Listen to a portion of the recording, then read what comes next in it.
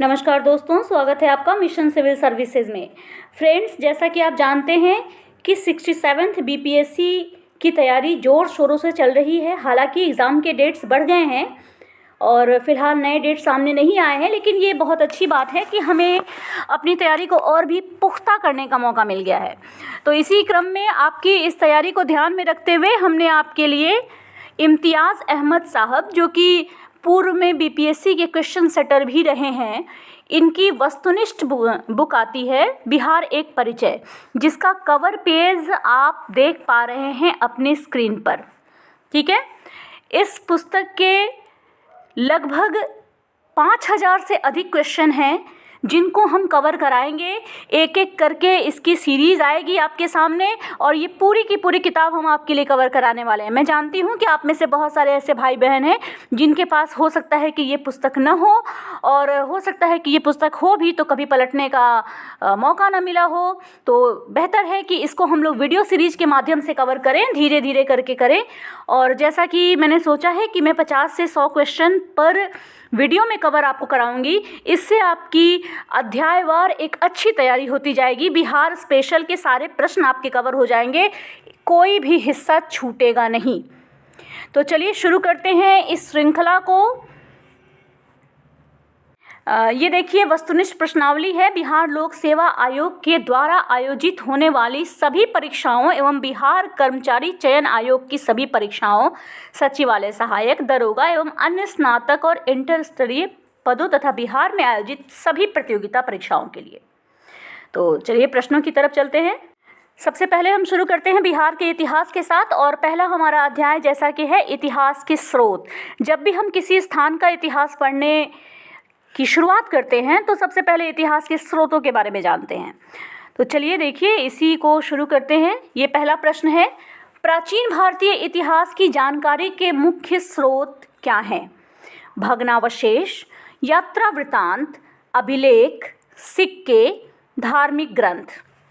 यहाँ हम देखेंगे कि प्राचीन भारत के इतिहास में ये सारे के सारे स्रोत महत्वपूर्ण हैं, इसलिए आंसर होगा डी। अगला प्रश्न है, प्राचीन पाटलिपुत्र के संबंध में जानकारी के स्रोत कौन से हैं? भग्नावशेष, यात्रा वृतांत, धार्मिक ग्रंथ, उपर्युक्त सभी। तो देखिए, पाटलिपुत्र की बात करें तो कुम्हार का भवन का अवशेष भी हमें मिलता है। मेगास्थनीज जैसे कई यात्रियों के यात्रा वृतांत भी मिलते हैं। धार्मिक ग्रंथों में भी इसकी चर्चा मिलती है। इस प्रकार से हमारा जो उत्तर बन रहा है यहाँ वो है डी, उपर्युक्त सभी। अगला प्रश्न है कि बिहार में मौर्यकालीन अभिलेख कहाँ से प्राप्त हुए हैं? ऑप्शंस हैं पाटलिपुत्र, ये पाटलिपुत्र है। इसके अलावा लौरिया अरेराज, लौरिया नंदनगढ़, सहसराम, रामपुरवा। सही उत्तर है सी, यानी लौरिया अरेराज से, लौरिया नंदनगढ़ से, सासाराम से और रामपुरवा से। चलते हैं अगले प्रश्न पर। अशोक का लघु शिलालेख पहला कहाँ से प्राप्त हुआ है? सासाराम से, केसरिया से, वैशाली से, रामपुरवा से। सही उत्तर है ए, सासाराम से। बिहार से प्राप्त मौर्यकालीन अभिलेखों की भाषा क्या है? संस्कृत, प्राकृत, ए और बी दोनों, न ए और न बी। सही उत्तर है बी, यानी प्राकृत। बिहार से प्राप्त मौर्यकालीन अभिलेखों की लिपि क्या है? तो बिहार से जो भी मौर्यकालीन अभिलेख प्राप्त हुए हैं उनकी लिपि है ब्राह्मी, ब्राह्मी लिपि। बिहार में मौर्यकालीन अभिलेख किस स्थान से प्राप्त नहीं हुए हैं? जैसा कि कुछ देर पहले हमने बात की कि लौरिया अरेराज, सासाराम, लौरिया नंदनगढ़, तीनों जगह से मौर्यकालीन अभिलेख मिले हैं, लेकिन नहीं मिला है कहाँ से? पाटलिपुत्र से। इसलिए ऑप्शन ए सही होगा।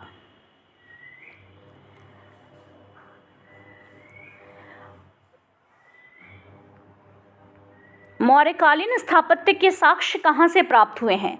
मौर्यकालीन स्थापत्य के साक्ष्य पाटलिपुत्र, बराबर, राजगृह, इन तीनों से प्राप्त हुए, इसलिए डी ऑप्शन सही है। बिहार पर गढ़वाल के आधिपत्य का प्रमाण कैसे मिलता है? देखिए, ये प्रमाण मिलता है मनेर के ताम्रपत्र से। मनेर में जो ताम्रपत्र मिले हैं उनसे पता चलता है कि बिहार पर गढ़वालों का आधिपत्य हुआ था। बिहार के किस तुर्क राजवंश के अभिलेख प्राप्त हुए हैं? बिहार पर तुगलक राजवंश के अभिलेख प्राप्त हुए हैं। हालांकि ये सभी तुर्क राजवंश हैं, लेकिन इनमें से तुगलक के अभिलेख बिहार से मिले हैं। बिहार के किस क्षेत्र में के संबंध में बसाती नुल उन्स एक मूल्यवान स्रोत है? देखिए, किस क्षेत्र के संबंध में बसाती नुल उन्स एक मूल्यवान स्रोत है? देखा जाए तो बसाती नुल उन्स एक महत्वपूर्ण स्रोत है तिरहुत क्षेत्र के लिए। ए तिरहुत। बिहार आने वाले महत्वपूर्ण चीनी यात्री का नाम क्या है? तो देखिए, युआनचांग, जो कि वेनसांग का भी एक नाम है, इत्सिंग और फाहियान, ये तीनों ही थे जो कि बिहार आए थे और तीनों ही चीनी यात्री थे। इसीलिए आंसर है डी, उपर्युक्त सभी। हालांकि आंसर लिखा हुआ है, ऐसा नहीं है कि आंसर इसमें अंकित नहीं है, किताब में क्वेश्चन के साथ साथ आंसर भी दिया गया है, लेकिन मुझे लगता है और ऐसा है भी कि जब उसी लिखी हुई चीज़ को हम सुन लेते हैं ना, तो वो चीज़ें हमारे ऊपर ज़्यादा असर करती हैं। इसीलिए मैं इसको बोल के बता रही हूँ, इसीलिए इसको कवर भी करा रही हूँ।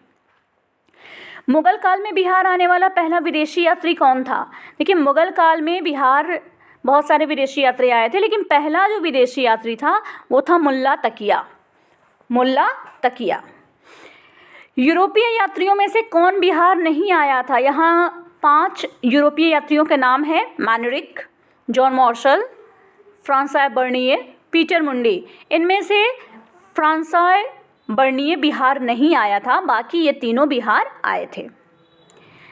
बहारिस्ताने गैबी किसकी रचना है? बहारिस्ताने गैबी मिर्जा नाथन की रचना है। मिर्जा नाथन, याद रखेंगे, बहारिस्ताने गैबी किसकी रचना है? मिर्जा नाथन की रचना है। मीर तुल अहवाल किसकी रचना है? मीर तुल अहवाल मुल्ला बहबहानी की रचना है। मुल्ला बहबहानी। थोड़े से नाम आपको शायद नए मिल रहे हों, तो बेहतर है ना कि इतने कम समय में हम पूरा स्रोत अब डिटेल में पढ़ने की जगह इन वस्तुनिष्ठ प्रश्नों को कवर करें, ताकि प्रश्न जिस फॉर्मेट में हमारे सामने आते हैं, जिस रूप में सामने आते हैं, उनको हम सॉल्व आउट कर सकें, है ना। तो मीरतुल अहवाल किसकी रचना है? मुल्ला बहबहानी की। मध्यकालीन मिथिला के इतिहास के स्रोत में महत्वपूर्ण कौन है? ये कीर्तिलता, कीर्ति पताका, वर्ण रत्नाकर, ये सभी मध्यकालीन मिथिला के इतिहास में महत्वपूर्ण स्रोत हैं। बिहार में धातु प्रस्तर युगीन अवशेष कहाँ से मिले हैं? देखिए, बिहार में धातु प्रस्तर युगीन अवशेष यानी धातु प्रस्तर युगीन का सेंस हुआ पाषाण काल से कहा जा रहा है। यहाँ पे ये चिरांद में भी मिला है, चेचर और सोनपुर में भी मिला है, मनेर में भी मिला है, इसलिए उपर्युक्त सभी आंसर हो जाएगा। बिहार में मौर्यकालीन अभिलेख कहाँ से मिले हैं? कि बिहार में मौर्यकालीन अभिलेख, ये प्रश्न भी रिपीटेड हो रहा है, 3 बार इस प्रश्न को हम लोग चर्चा कर चुके हैं। देखिए, इसी तरह से क्वेश्चन याद हो जाएंगे आपको। लौरिया अरेराज चंपारण, लौरिया नंदनगढ़ चंपारण, रामपुर व चंपारण, इन तीनों जगहों से बिहार में मौर्यकालीन अभिलेख मिले हैं। इसीलिए उत्तर क्या होगा? डी, यानी उपर्युक्त सभी। बिहार के गया जिले से के अफसर से प्राप्त अभिलेख में किस राजवंश की जानकारी मिलती है? यहाँ जिस राजवंश की जानकारी हमें मिलती है वो है परवर्ती गुप्त वंश। परवर्ती गुप्त वंश के विषय में बिहार के गया जिले के अफसर से हमें जानकारी मिलती है, जो यहाँ पे अभिलेख मिला है उससे। बिहार प्रांत के आरा से प्राप्त देव बरनाक का लेख तथा शाहपुर पटना एवं मंदर बांका से प्राप्त लेखों में किसके विषय में जानकारी मिलती है? तो जैसा कि अभी मैंने बताया, परवर्ती गुप्त वंश के विषय में जानकारी मिलती है। देव बरनाक के अभिलेख में परवर्ती गुप्त शासक देवगुप्त, विष्णुगुप्त, इसके अलावा जीवित गुप्त द्वितीय का नाम मिलता है। 22वां प्रश्न है, पाल शासकों के विषय में जानकारी कहाँ से मिलती है? ऑप्शंस हैं देवपाल के मुंगेर अभिलेख से, नारायण पाल का भागलपुर ताम्रपत्राभिलेख, महिपाल प्रथम के नालंदा एवं मुजफ्फरपुर अभिलेख से, और सभी से। सही उत्तर है डी, सभी से। बिहार के लिए अथर्ववेद जो है ये सबसे ज़्यादा प्राचीन साहित्यिक स्रोत है ना। इन ऑप्शंस में सही क्या है? अथर्ववेद। बिहार के लिए सबसे ज़्यादा प्राचीन साहित्यिक स्रोत जो है वो है अथर्ववेद। हालांकि चारों वेदों के विषय में आप जानते हैं कि सबसे प्राचीन वेद कौन सा है? ऋग्वेद है। लेकिन बिहार के संदर्भ में जो सबसे प्राचीन है, जिससे बिहार के विषय में हमें जानकारी मिलती है, जिस प्राचीनतम साहित्यिक स्रोत से, वो है अथर्ववेद। बिहार में स्थित महाजनपदों के बारे में कहाँ से जानकारी मिलती है? देखिए, बिहार में स्थित महाजनपद, हालांकि महाजनपद कुल 16 थे, लेकिन इनमें से 3 महाजनपद थे जो बिहार में स्थित थे। इनके बारे में जानकारी हमें मिलती है अंगुत्तर निकाय से। ठीक है, अंगुत्तर निकाय से। नालंदा के सराय टीला में उत्खनन से क्या प्राप्त हुआ है? नालंदा के सराय टीला में उत्खनन से मिला है पाल काल का बौद्ध विहार। पाल काल का बौद्ध विहार जो नालंदा के सराय टीला में उत्खनन करने से प्राप्त हुआ है। अगले प्रश्न पे चलते हैं। बौद्ध साहित्य विनय पिटक एवं दिघ निकाय से जानकारी किसके विषय में मिलती है? तो यहाँ देखिए, ये ऑप्शन ए और बी दोनों सही है। मगध के राजतंत्र और वैशाली के गणतंत्र के बारे में भी जानकारी मिलती है, और मौर्योत्तर, मौर्यों के बाद जो बिहार था उसके विषय में भी जानकारी मिलती है। इसलिए आंसर सही है सी। बिहार में बड़े पैमाने पर उत्खनन कार्य करवाने वाला तथा कई प्राचीन स्थलों की खोज करने वाले पुरातत्ववेत्ता कौन थे? ये थे कनिंघम, अलेक्जेंडर कनिंघम, जिन्हें कि भारत में पुरातत्व शास्त्र का पिता भी कहते हैं। भारतीय पुरातत्व विभाग की स्थापना भी इन्हीं के सहयोग से हुई थी। तो बिहार में बड़े पैमाने पर उत्खनन कार्य करवाने वाले तथा कई प्राचीन स्थलों की खोज करने वाले पुरातत्ववेत्ता भी अलेक्जेंडर कनिंघम ही थे। आगे चलते हैं। नालंदा में स्थित बड़ा गांव यानी नालंदा महाविहार का पता किसने लगाया? जैसा कि मैंने अभी आपको बताया, ये भी अलेक्जेंडर कनिंघम ने ही पता लगाया था। इनकी सबसे बड़ी उपलब्धि थी बड़गांव का पता लगाना। ये बड़गांव के बारे में बता दूं, ये राजगीर के नज़दीक है, प्राचीन नालंदा महाविहार का स्थल है। यहाँ से 2 अभिलेख भी मिले हैं जिन पे नालंदा लिखा भी है। ठीक है, नालंदा उस पर उत्कीर्ण भी है। पुरातत्ववेत्ता कनिंघम ने बिहार में किस चीज़ की खोज की?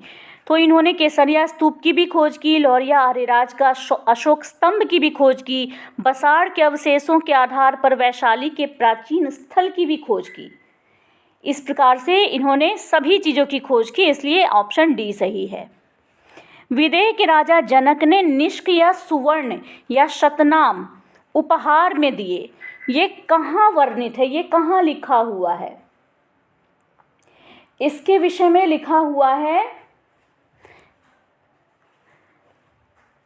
बृहदारण्यक उपनिषद में। बृहदारण्यक उपनिषद में यह क्लियर लिखा हुआ है कि विदेह के राजा थे जनक, उन्होंने निष्क या सुवर्ण या सतनाम उपहार के रूप में दिए थे। बिहार से प्राप्त मौर्य अभिलेखों की लिपि क्या है? अभी कुछ देर पहले हमने बात की थी कि बिहार से जो अभिलेख प्राप्त हुए हैं मौर्य, उनकी लिपि क्या थी? उनकी लिपि ब्राह्मी थी, और यहाँ चूंकि इसमें कुछ भी नहीं लिखा है इसलिए डी सही है। बिहार से प्राप्त पहला द्विभाषी अभिलेख किस मध्यकालीन शासक से संबंधित है? ये संबंधित है शेर शाह से।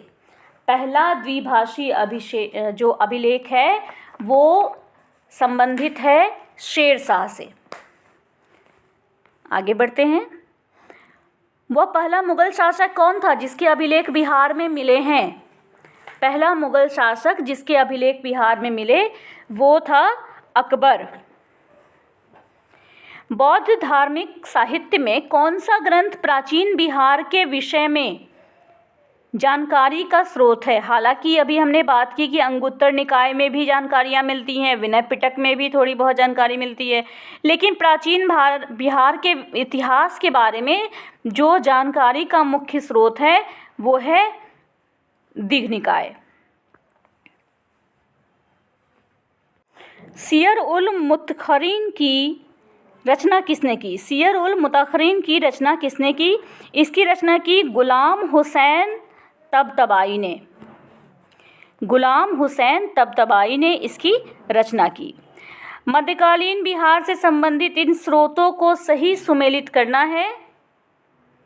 तो इसको जब हम देखेंगे तो इस तरीके से सुमेलित होगा: तारीख़ शाही, अब्बास सरवानी, रियाज उस सलातीन गुलाम हुसैन सलीम, वक़ियाते मुश्ताकी रिज़्क़ुल्लाह, अफ़सानाए शाह शेख कबीर, बसातीनुल उन्स इहसान दहलवी। ठीक है, इस प्रकार ये हमारे सही उत्तर होंगे। मुल्ला बहबहानी कहाँ के यात्री थे? देखिए, मुल्ला बहबहानी यात्री थे ईरान के। इनके यात्रा वृत्तांत से आधुनिक बिहार के विषय में जानकारी मिलती है। आधुनिक बिहार के अध्ययन के लिए स्रोत कौन कौन से हैं? तो ये जितने भी स्रोत दिए गए हैं ये सभी स्रोत आधुनिक बिहार के अध्ययन के लिए उपलब्ध हैं। कौटिल्य के अर्थशास्त्र में किस पहलू पर प्रकाश डाला गया है? कौटिल्य के अर्थशास्त्र में राजनीतिक नीतियों पर प्रकाश डाला गया है। अवसर यानी गया से प्राप्त एक मंदिर का भग्नावशेष प्राप्त हुआ है। इसकी दीवारों पर कथा दृश्य किसका अंकित है? इसकी दीवारों पर रामायण के कथा दृश्य अंकित हैं। इसके साथ ही हम एक सेक्शन पूरा करके पूर्व ऐतिहासिक बिहार में आ जाते हैं।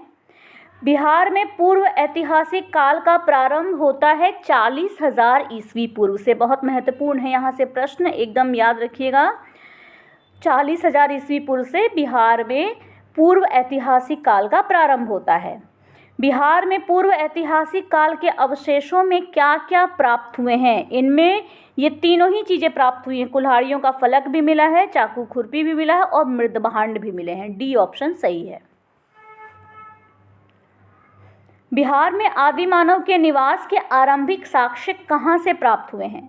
देखिए, बिहार में आदि मानव के निवास के आरंभिक साक्ष्य जो मिले हैं ना, ये मुंगेर और नालंदा से मिले हैं। ठीक है, मुंगेर और नालंदा से मिले हैं। बिहार में आदि मानव की उपस्थिति के आरंभिक साक्ष्य किस युग के हैं? ये पूर्व प्रस्तर युग यानी कि पूर्व पाषाण युग के साक्ष्य हैं। बिहार में मध्यवर्ती प्रस्तर युग के साक्ष्य कहाँ से मिले हैं? ये मुंगेर से मिले हैं। अभी अभी मैंने आपको बताया।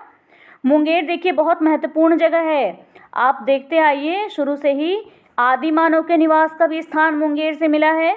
मध्यवर्ती प्रस्तर युग का स्थान भी, साक्ष्य भी हमें मुंगेर से मिला है।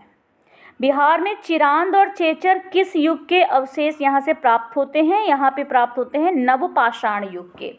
याद रखना है, बिहार में नवपाषाण कालीन स्थल है चिरांद और चेचर। चिरांद कहाँ है?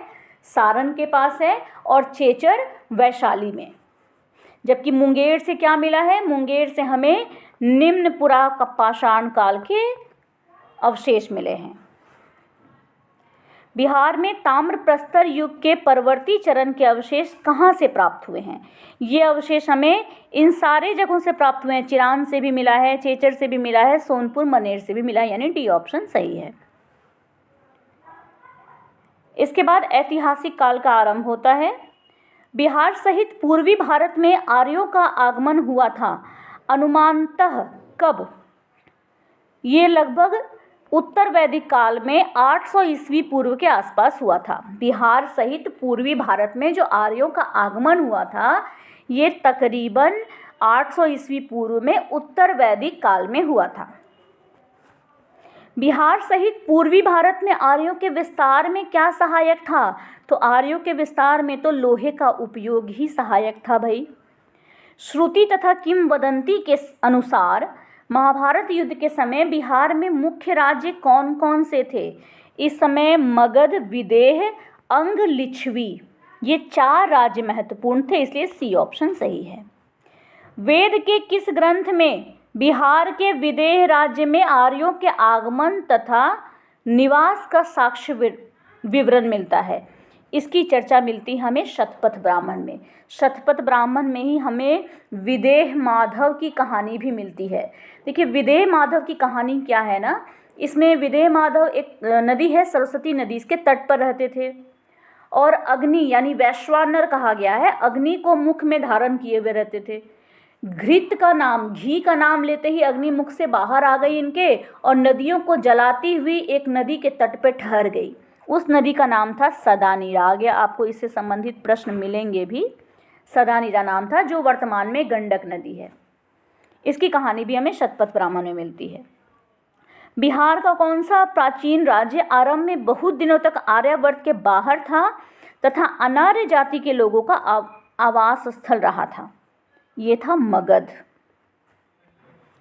बिहार में उपनिषद काल में ब्राह्मण धर्म तथा ज्ञान का महान केंद्र कौन सा था? ये था विदेह।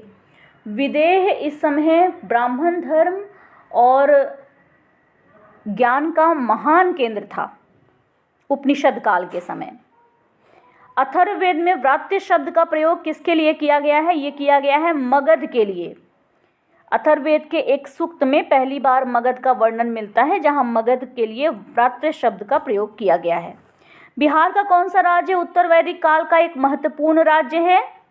ये है विदेह, जिसकी चर्चा हम करते आ रहे हैं। बिहार के भौगोलिक क्षेत्र की चर्चा सर्वप्रथम किस साहित्यिक रचना से मिलती है? ये तो मैंने आपको बता ही दिया, शतपथ ब्राह्मण से मिलती है।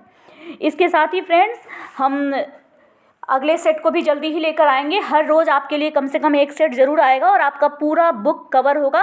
साथ ही साथ हम बिहार के तथ्यसार को भी कवर कराने की कोशिश करेंगे आपके लिए, जिसमें करंट से लेकर के इतिहास, भूगोल सभी चीज़ें होंगी। वीडियो अच्छी लगे तो इसको शेयर करें, लाइक करें, कमेंट करें और सब्सक्राइब तो चैनल को कर ही लिया होगा आपने। धन्यवाद।